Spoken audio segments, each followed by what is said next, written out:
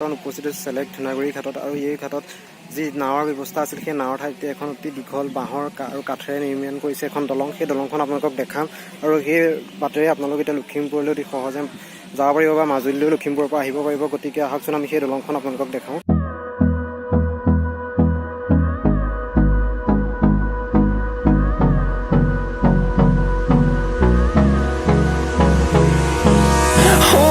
Close till I get up.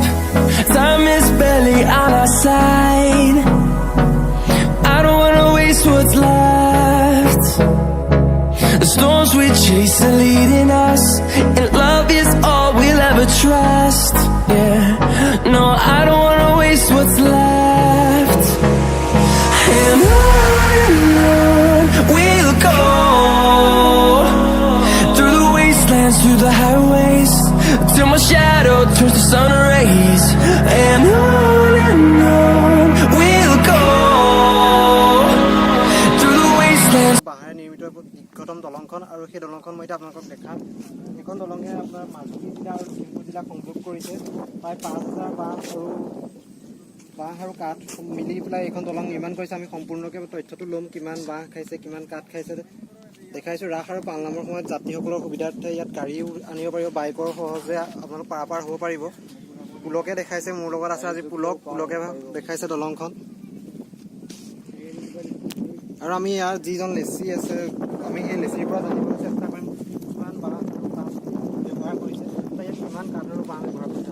ইয়াতে বাঁহ এতিয়ালৈকে 4,000 বাঁহ প্ৰয়োগ কৰা হৈছে আৰু 5,000 কেবি ইতিমধ্যে কাঠৰ ব্যৱহাৰ হৈছে আৰু 10% কাম বাকী আছে।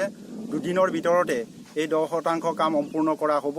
আৰু মাজুলী আৰু লখিমপুৰ জিলাৰ যিসকল যাত্ৰী আছে আৰু অৰুণাচলৰ পৰ্যন্তলৈকে ইয়াত আমি অহা যোৱা কৰা লগ পাইছোঁ, যাত্ৰী পাইছোঁ।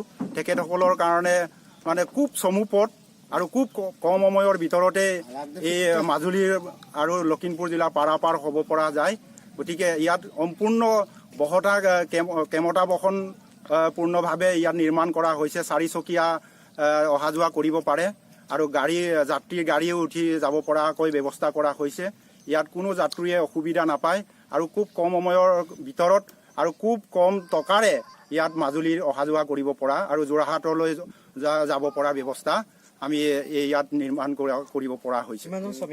ইয়াতে 60জন শ্ৰমিকে দিন ৰাত নাই কমে এমাহ ধৰি পেলাই ইয়াত লাগি আছে আৰু এই তেখেতসকলৰ পূৰ্ণ কষ্টৰ বিনিময়ত আজি এই দলংখন সম্পূৰ্ণ হ'বলৈ আহিছে।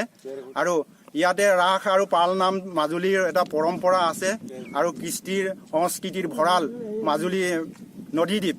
গতিকে অসমৰ ভিতৰত এইটো আমি অনুভৱ কৰিছোঁ, অসমৰ ভিতৰত দীৰ্ঘতম বাঁহ আৰু কাঠেৰে নিৰ্মাণ কৰা এখন দলং। গতিকে আমি সকলো ৰাইজক ইয়াৰ দ্বাৰাই আমি জনাব বিচাৰিছোঁ, আমি সুখী হৈছোঁ জনাবলৈ পাই। পঞ্চমবাৰৰ কাৰণে এইটো নিৰ্মাণ কৰিছোঁ আৰু গতিকে আমি সকলো যাত্ৰীকে ইয়াত এই পথেদি অহা যোৱা কৰিবৰ বাবে আমি আহ্বান জনাইছোঁ। তেওঁলোকে কৈছে যে পঞ্চমবাৰৰ কাৰণে বনাইছে আৰু অসমৰ ভিতৰতে এখন কাঠ বাঁহেৰে নিৰ্মিত দীঘল দলং বুলি কৈছে। আহকচোন কেনেদৰে নিৰ্মাণ কৰি আছে, আমি সেই দৃশ্যসমূহ আপোনালোকক দেখাওঁ।